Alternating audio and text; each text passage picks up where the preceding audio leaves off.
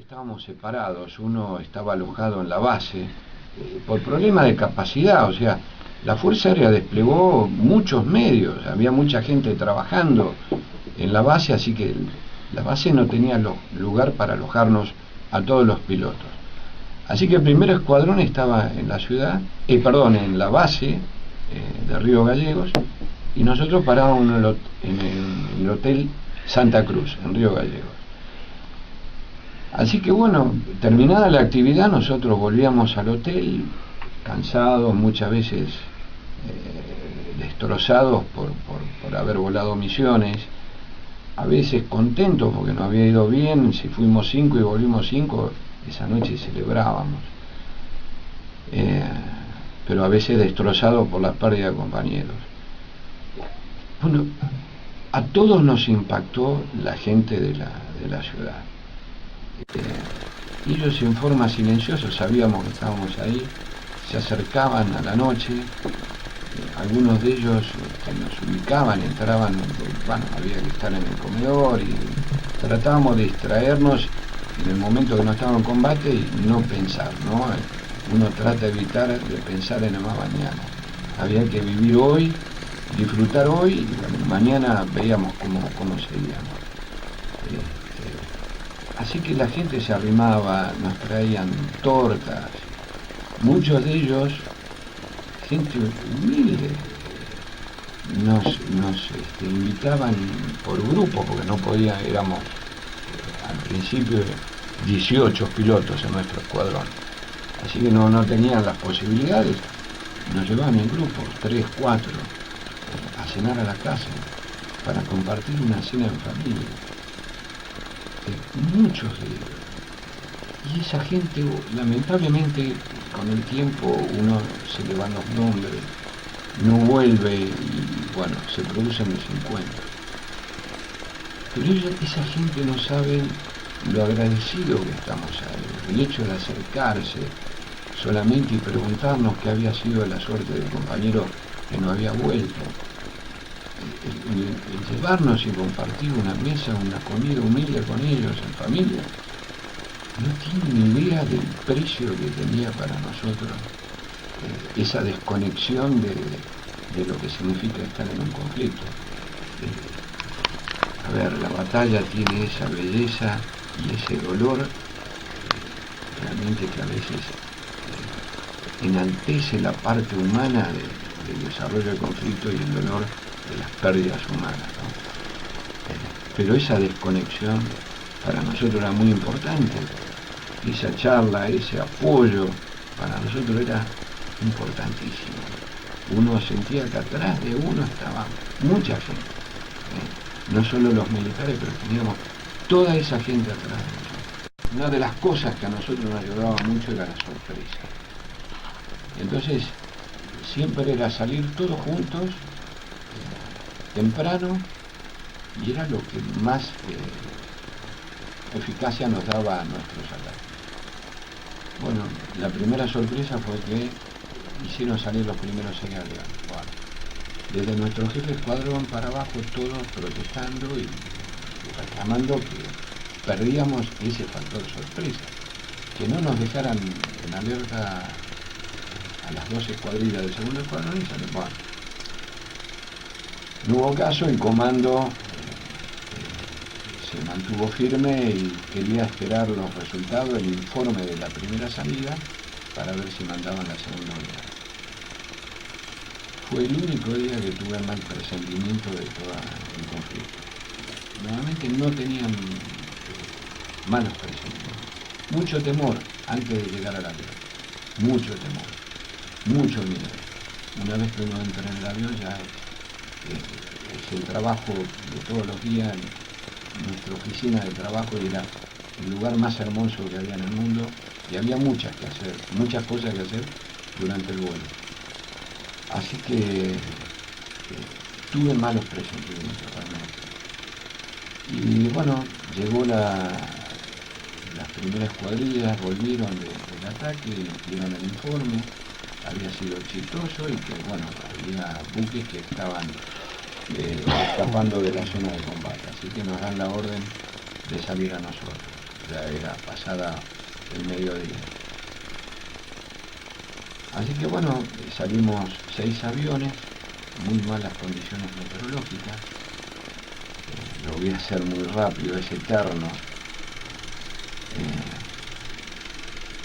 En el transcurso del vuelo al reabastecedor, nosotros hacíamos reabastecimiento en vuelo a unas 100 millas, a unos 200 kilómetros de Río Gallegos. Fallaron 2 de nuestros aviones, tuvieron que regresar, así que formamos una sola escuadrilla de 4 aviones. Bolsán de número 1, Arrarás de número 2, Sánchez de número 3 y Vázquez de número 4. Así seguimos después del reabastecedor, muy mala las condiciones, realmente muy frío. El único que tenía en ese momento se llamaba un equipo Omega, sí, lo que sería un GPS ahora. Un GPS de hoy en día. Era el único de los 4 aviones, así que teníamos que seguirlo a él, porque era el único que tenía las coordenadas a donde teníamos que ir a buscar a nuestros objetivos. Así que fue realmente difícil seguir la ruta, había que esquivar, me acuerdo, las nubes muy bajas, con lluvias. Ya fue complicado la navegación hasta la isla. 100 kilómetros antes, rasante, hasta el sur del estrecho San Carlos. Ahí pusimos rumbo noreste. El rumbo prácticamente nos llevaba a donde estaba Puerto Argentino. Pasamos a la derecha de Bahía Agradable, muy rasante. Ya ahí estábamos rasante. Ahí volábamos prácticamente a 7 millas por minuto, 14 kilómetros por minuto más o menos volaba el avión, para tener una relación de medida, ¿no? A ver, cada uno de nosotros en una organización que se llama la Escuadrilla de Combate van cumpliendo distintas tareas y funciones, e individualmente cada uno de nosotros tiene que hacer los controles internos de su avión, combustible, armamento, tener todas las perillas conectadas, ¿no?, en la zona ya de combate. Mi primera novedad en ese momento, y ya estamos prácticamente, estaríamos a unos 5 minutos del blanco, no me habían transferido todo el combustible de uno de los tanques. El tanque izquierdo externo de mi avión no me había transferido mi combustible. Así que ya sabía que mi regreso iba a estar complicado a la vuelta. Así que lo tenía en mente en ese momento. Pero dije, bueno, teóricamente me tendría que haber vuelto porque estaba en el límite del combustible, en el punto donde hicimos nuestro último control de combustible. Después ya el resto es concentrarse en buscar el enemigo, así que... Pero bueno, siempre tuvimos en cuenta que había que llegar máxima cantidad de aviones posible para lograr el mayor efecto sobre el blanco que nos habían asignado, así que no lo podía dejar a mis compañeros abandonarlo. Aparte, un avión que se vuelve no produce todo el daño al blanco y después ese blanco puede dañar a alguno de nuestros compañeros. Ese era el razonamiento para todos. Así que había que jugarse, si se podía había que jugarse. Bueno, seguimos. Cuando pasamos lateral Bahía Agradable, ahí se ven los 2 buques, se ven lejos, estaban a nuestra derecha, hacia nuestra derecha estaba el este y el mar. Se veían 2 columnas de humo impresionantes sobre el Galahad y el Tristan. Impresionante la columna de humo que estaban desprendiendo. Así que Bolsán pone viraje por derecha. Ahí hay una lengua, no es exactamente Fitzroy donde estaban los 2 buques, sino por una bahía al norte de Fitzroy. Después venía una cadena de sierras, y ya después del otro lado estaba Puerto Argentino. No se veía porque veníamos pegados al sur. Muy abajo. Muy abajo veníamos. Así que bueno, veníamos siguiendo esa formación y cuando entramos en esa zona, rumbo hacia el mar para ir a buscar los blancos, bueno, se ve que ya habían desembarcado los ingleses en la línea de vuelo que teníamos nosotros. al frente nuestro se produce una cortina de proyectiles, porque en el aire se ven las trazantes de los fusiles de la infantería que le van tirando a uno. Uno lo ve como si fuera una pared de proyectiles que tiene al frente. Bueno, realmente, a pesar de que ya tenía experiencia de que me tiraran y todo lo demás, siempre me impactaba ver eso, así que Bolzán ahí hizo la primera comunicación. Nosotros prácticamente no hablábamos durante el vuelo, que nos ayudaba mucho. Bueno, ahí dijo dar motor, dábamos máxima potencia a nuestro avión y yo me demoré, con lo cual me pasó Vázquez y quedé como último avión. Y bueno, tenía esa imagen al frente de mis compañeros que se iban alejando y la pared de proyectiles que nos estaban tirando era impresionante. Empecé a sentir un par de impactos que me pegaron en el avión.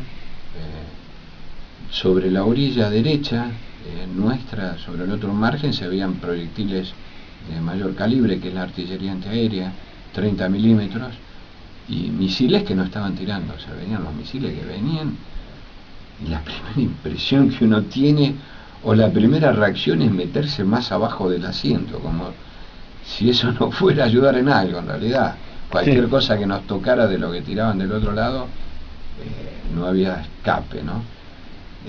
Pero era impactante ver que venía todo derecho hacia uno y pasaban de largo. Increíble. Así seguimos. Bueno, traté de tirar con mis cañones porque veía, a medida que mi avión avanzaba, alcanzaba a divisar el cuerpito de los soldados ingleses que se iban tirando al costado del avión. Yo creo que si se quedaban parados, le arrancaba la cabeza con los tanques externos a la altura que volaba, y se tiraban al costado. Yo notaba que se iban tirando al costado. Bueno, traté de tirarla a la infantería, barrerlos con mis cañones, pero bueno, salieron 2 o 3 proyectiles, se me trabaron los cañones. Otro de los defectos que tenían nuestros aviones por la edad ya, ¿no?, avanzada. Bueno, así seguimos volando, con mi avión impactado. Sabía que me habían impactado, pero no había tiempo de ver qué pasaba en el avión, había que seguir la formación. Salimos al mar, nos alejamos calculo unos 10 kilómetros, y Bolzán puso rumbo al sur, paralelo a la isla Soledad. Estamos dejando atrás Puerto Argentino y vamos navegando al sur, vamos pasando al costado de la bahía Fitzroy, se ven de nuevo las columnas de humo de los 2 buques incendiados, y yo tratando de avanzar por la derecha de la formación para volver a tomar mi posición como número 3, porque Vázquez me había pasado. Entonces yo lo estaba pasando por la derecha. La segunda oportunidad que Dios y la suerte, Dios, no creo en la suerte, éramos muy cabalistas, pero en realidad es Dios que decide los destinos nuestros. Por algún motivo me hizo dar vuelta la cabeza y mirar atrás de mi avión. Cuando me doy vuelta, veo proyectiles, el impacto de proyectiles de 30 milímetros en el agua, los piques detrás de mi avión, inmediatamente detrás de mi avión. O sea, me estaban tirando con 30 milímetros y levantan unos surtidores de agua. Realmente en ese momento no me di cuenta qué era, porque miraba a mi izquierda, había cortinas de lluvias, o sea, podía haber sido algún buque, alguna fragato destructor, pero no se veía. Y a la derecha, que se veía la isla Soledad, no tiraba nadie, no se veía nada. En definitiva era David Morgan, el líder de una sección de Sea Harrier, con su numeral.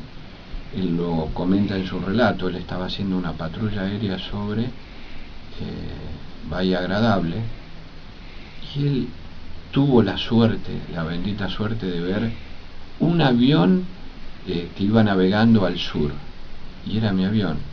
Él todavía no veía el resto de los aviones, y su compañero no veía ningún avión, lo veía solamente a él, y él tenía un problema en ese momento, que yo veía esos piques atrás, que no sabía en realidad quién era.